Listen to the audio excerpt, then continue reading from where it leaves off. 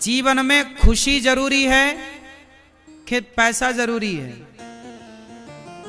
आज के लोगों के पास पैसा है पर खुशी नहीं है। सही है? क्योंकि आपने पैसा कमाना तो सीखा है, खुश रहना नहीं सीखा। ये भी एक कला है मेरी मां। जैसे हारमोनियम बजाना भी एक कला है, बांसुरी बजाना भी एक कला है। बोलो हाँ नहीं? साड़ी पहनना भी एक कला है, श्रृंगार करना भी एक कला है, खेती करना भी एक कला है, बिजनेस करना भी एक कला है। ऐसे ही प्रसन्न रहना भी एक कला है। ये सबको नहीं आता, सब लोग खुश रहना नहीं जानते। आपने अपने बच्चों को सारे टैलेंट देने की कोशिश की पर खुश रहने का टैलेंट देना भूल गए।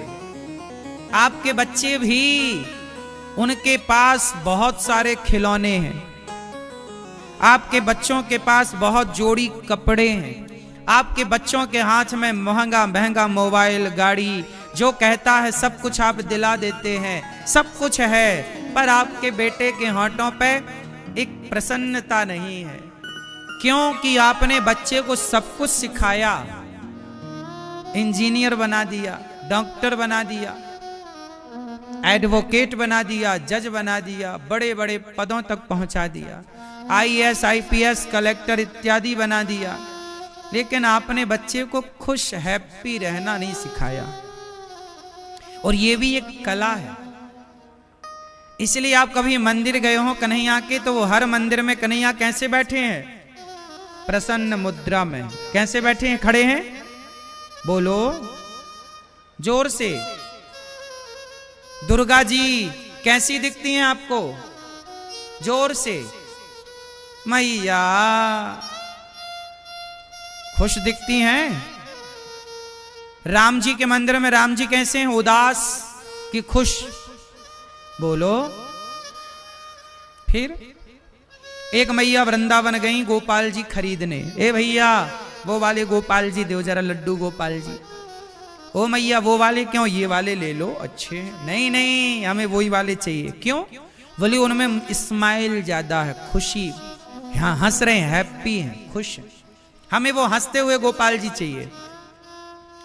तो सुनो मेरी माँ, आप भी जब गोपाल जी खरीदती हो ना, तो वो वाले खरीदती हो जिनकी स्माइल, प्रसन्नता ज्यादा है। जब तुम्हें हंसने मुस्कुराने वाला भगवान चाहिए, तो भगवान भी तो कहते हैं मुझे भी हंसते मुस्कुराता भक्त चाहिए, जो सदा मुस्कुराए, हर हाल में प्रसन्न रहे। प्रशांत आत्मा जितेंद्रिया। अमीरी गरीबी मायने नहीं रखती। सुदामा जैसा गरीब कौन होगा? 4 दिन चूल्हा नहीं जलता, लेकिन सुदामा जी के प्रसंग में लिखा है प्रशांत आत्मा। उस गरीबी में भी सुदामा जी प्रसन्न रहते हैं। हमारे घर में रोटी नहीं है, वो अलग विषय है ना मेरी माँ, लेकिन ना होने पर रोने से अच्छा है कि ना होने पर भी तो खुश रहा जा सकता है ना। भाई ना होने पर हम रो तो रहे हैं ना, तो रो के क्या पाएंगे? जब रो के कुछ नहीं मिलना तो प्रसन्नता अच्छी है ना। यदि रोने से कुछ मिल जाए तो आओ हम मिलके रोते हैं। तो रोने से भी तो कुछ हाथ नहीं लगना ना। इसलिए क्यों ना हर स्थिति में, हर सिचुएशन में खुश रहा जाए, प्रसन्न रहा जाए। आपके रोने से हालात तो नहीं बदल जाएंगे ना। तुम्हारा पति बड़ा दुष्ट है, माना कि किसी का पति बड़ा दुष्ट है, मारता है, शराब पीता है, तंग। अब तुम दिन भर करती हो, रोती हो, आंखें तुम्हारी सूज गई, रोते रोते तुम्हारी आंखों की रोशनी चली गई। अब पति तो तुम्हारे रोने से ना बदला ना, कि सुधर के श्रवण कुमार बन गया? नहीं बना ना। सुधर के राम तो ना हो गया तुम्हारे रोने से, लेकिन तुम्हारी रोशनी और चली गई, तुम्हारे स्वास्थ्य में बदलाव आ गया, तुम्हारे शरीर का पानी सूख गया। जितना तुम रोती रही, तुम इतने में खुश भी तो रह सकती थी ना मेरी माँ।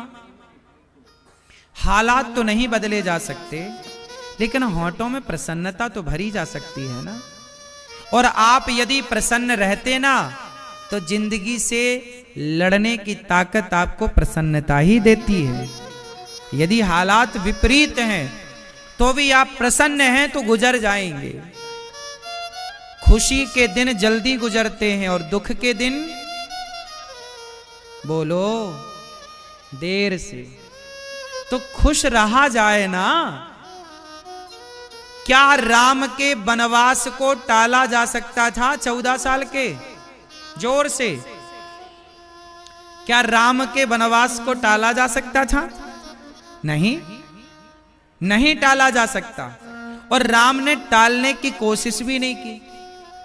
14 साल के लिए तुम्हारा बाप घर से निकाले तो तुम्हारी स्थिति कैसी होगी? तुम 17 जगह रोगे अपने बाप का दुख। तुम रोगे, मेरी सास ने तो चम्मच नहीं दिया, महाराज जी घर से निकाल दिया। लेकिन धन्य है राम, धन्य है माता सीता, किसी से उन्होंने अपना दुख ना कहा। कहा हो तो बताओ। उस वनवास के दौरान नंगे पांव थे राम। क्यों मेरी मां? नंगे पांव थे, पांव में पनही चप्पल खड़ाऊ नहीं है। लेकिन राम ने वो 14 साल रोते गुजारे कि हंसते? बोलो बोलो, क्या मैसेज है? कि जीवन में राम जैसा दुख किसी के जीवन में आ सकता है क्या? बोलो। उस दुख में भी राम ने प्रसन्नता पूर्वक अपने 14 वर्ष गुजारे।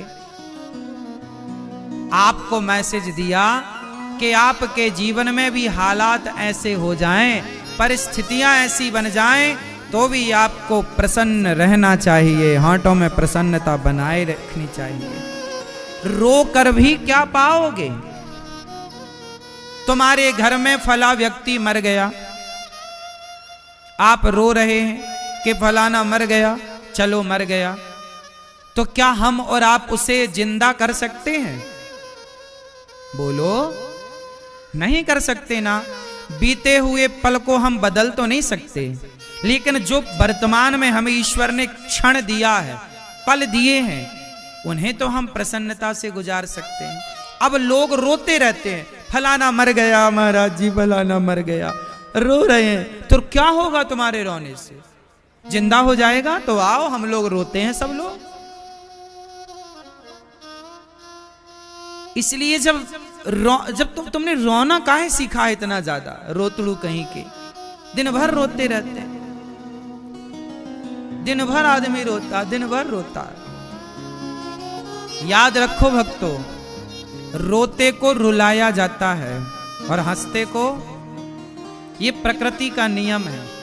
उदाहरण से समझो, कोई छोटा बच्चा आपके सामने रो रहा हो ना, तो आप बार बार उसे उंगली करके और चिढ़ाएंगे, वो और रोता है। बोलो हाँ। रोता बच्चा मिल जाए तो आप उसकी ओर देख देख के और उसको उंगली करेंगे, वो और बोलो और रुलाते हैं उसे। और कोई बच्चा हंस रहा है तो आप उसे उंगली करके और, हाँ ये बात सही है कि गलत है? प्रकृति का नियम है कि रोते को रुलाया जाता है और हंसते को, यदि आप हंसते हैं, आपकी होंठों पे मुस्कान है, तो भगवान आपके होंठों पे और मुस्कान भरेंगे और हंसाएंगे और खुश रखेंगे। और आप सदा रोते हैं तो आंसुओं से आंसू ही बढ़ेंगे। अच्छा एक बात बताओ, 4-6 लोग एक जगह बैठकर रो रहे हों और आप पहुंच जाएं, तो उनको रोता हुआ देखकर आपको हंसी आएगी कि रोना आएगा? जोर से बोलो। और 4 लोग एक जगह बैठ के हंस रहे हैं और आप पहुंच जाएं तो उन्हें हंसता हुआ देखकर रोना आएगा कि हंसना? फिर रोते को देख करके रोना आता है और हंसते को देख करके हंसना आता है। तो जीवन में हंसना बेहतर है कि रोना बेहतर है? बोलो। इसलिए हंसना है तो हंसते हुए लोगों के साथ रहना सीखो। हंसते रहो, आप भी हंसो, आप भी होंठों पे मुस्कान रखो और दूसरे के होंठों पे और दुख है हमारे पास लाखों, लेकिन क्या करेंगे उस दुख की चर्चा करके। अभी हम दुख बताएं तो आप रो पड़ो और आप दुख बताओ तो हम रो पड़े। दुख किसके पास नहीं है। और सुनो, दुख कहां होते हैं? वर्तमान में होता है कि बीते हुए पल में होता है, बीते हुए कल में? बोलो। अधिकांश 99% दुख आप लोग बीते हुए कल की बातें कर करके दुखी होते हैं। बोलो हाँ। जो बीत गया है उसको याद कर करके आप रोते हैं, जबकि आपके वर्तमान की स्थिति बढ़िया है।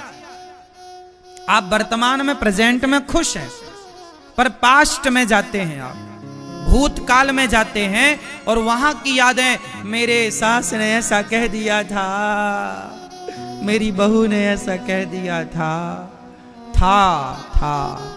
कहा क्या है? अभी कल आई लव यू कहा तुम्हारे पति ने, आज ही आई लव यू कहा है, वो भूल गई मेरे पति ने ऐसा कहा था। छोड़ो, है क्या ये बताओ। लेकिन आप था पे जाते हैं, है की बात नहीं करते। तुम्हारा पति कैसा है, अभी क्या है, था कैसा, वो छोड़ो। क्यों? जो बीत गया सो बीत गया। छोड़ो कल की बातें, कल की बात पुरानी। नए दौर पर मिलके लिखेंगे फिर से नई, फिर भी दिल है। इसलिए भगवान कहते हैं कि आप हंसो, ये संसार बनाया ईश्वर ने, जाओ हंसो, यहां खुश रहो, यहां प्रसन्न रहो। पर आप हैं कि क्या मजाल के जरा हंस लें। कुछ लोग तो मुंह बनाए बैठे रहते, मुंह फुलाए, थोड़ा हंस भी लिया करो, प्रसन्न भी रह लिया करो। सदा प्रसन्न रहने से क्या नुकसान है? ये भी एक कला है। कौन सी कला है? प्रसन्न रहना भी एक कला। हर स्थिति में, हम गरीब हैं कोई बात नहीं, फिर भी प्रसन्न तो रह सकते हैं। रोके भी क्या पाओगे। तो आज से कितने लोग मुझे पक्का वादा करेंगे कि हर स्थिति में आप प्रसन्न रहेंगे? कितने लोग खुश रहेंगे? मैया खुश रहोगी? हंस के दिखाओ, दांत दिखाओ अपने। लिपस्टिक तो नहीं लगी तुम्हारे दांतों में? नहीं, छुटा ली हो ना पूरी? ठीक है।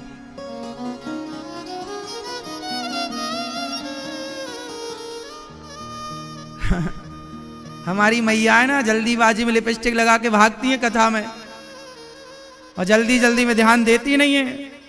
हंसती हैं तो दांत में लिपस्टिक लगी, दांत लाल लाल लाल लाल। इसलिए हमारी मैयाएं बढ़िया आईना रख के चलती हैं पॉकेट में। सही है। हमारी माताओं के बैग में कुछ मिले ना मिले, आईना और लिपस्टिक जरूर मिलेगी। हाँ, सही है। थोड़ा हंसा करो। आपकी सुंदरता क्या है जानते हैं? आपकी प्रसन्नता। प्रसन्न कब रह सकते हैं आप? चलो बताओ। अभी शुरुआत कहां से हुई थी? दुख कहां से आता है?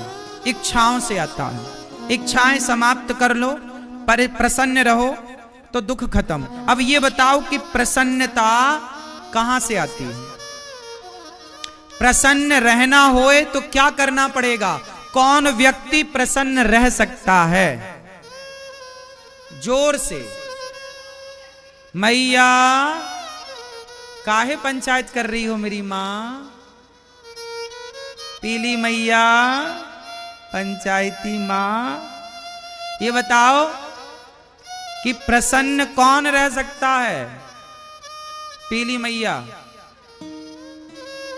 बताओ, प्रसन्न कौन रह सकता है? ये मैया बताएंगी हमारी पीली। कौन प्रसन्न रह सकता है मैया बताओ, आप बताओ। जिसके पास संतोष है। क्या है? जिसके जीवन में संतोष है वो प्रसन्न है। आज संसार में जितने लोग प्रसन्न हैं वो इसलिए प्रसन्न हैं कि उन्हें जीवन में संतोष है। जितना दिया विधाता ने उसका संतोष जो है बहुत है। और संतुष्टि है तो प्रसन्नता है, और संतुष्टि नहीं तो कितने लोग ईश्वर के दिए में संतुष्ट हैं? अच्छा, आपकी हैसियत से ईश्वर ने ज्यादा दिया है कि कम दिया है? बोलो, ज्यादा है कि कम है? ज्यादा है। क्यों? मैया भगवान ने आपको आपकी हैसियत से ज्यादा दिया या कम? इसलिए ईश्वर का धन्यवाद करो।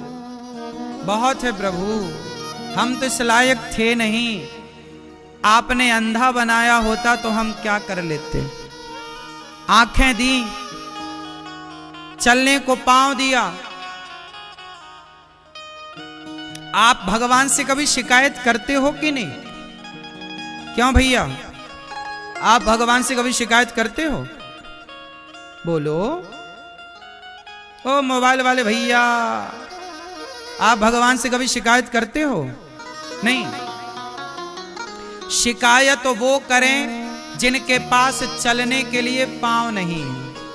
शिकायत वो करें जिनके पास देखने के लिए आंख नहीं है। शिकायत वो करें जिनके पास हाथ नहीं है। शिकायत वो करें जिनके पास सुनने के लिए कान नहीं है। शिकायत वो करें जिनके पास बोलने के लिए वाणी नहीं है। आपके पास तो चलने को पांव दिए, देखने को आंख दी, उठाने को हाथ दिया। भगवान ने आंखों में रोशनी दी, कानों में सुनने की शक्ति दी, तो शिकायत किस बात की? आप लोग जूता चप्पल कहां पहनते हो? जोर से बोलो मेरी मां। भैया, आप लोग जूते चप्पल कहां पहनते हो? पैरों में। लेकिन समाज में कुछ लोग ऐसे हैं जो चप्पल हाथ में पहनते हैं। चप्पल कहां पहनते हैं? हाथ में पहन के चप्पल घिसटते हैं ऐसे ऐसे। देखा कि नहीं आपने किसी को सिकंदराबाद में? क्यों?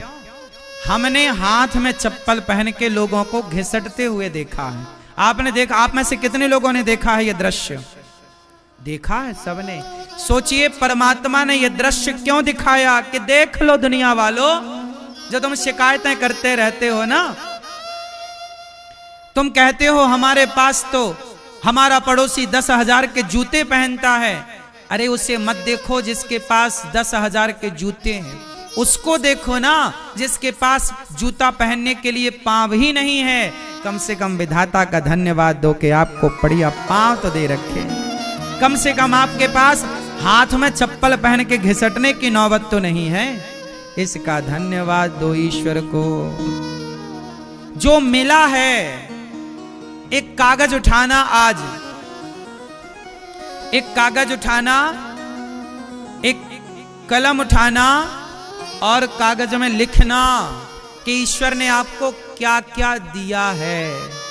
आंखें, कान, शरीर, माँ, बाप, बेटी, बेटा, गाड़ी, घर, दुकान, मकान, पैसा, बैंक बैलेंस, जो जो दिया है एक उसकी लिस्ट बनाना, और दूसरे पेज पर जो नहीं मिला और जो आपकी कामना उसकी जरा लिस्ट बनाना, और फिर चेक करना खुद कि जो दिया है वो ज्यादा है या जो नहीं दिया उसकी गिनती ज्यादा है।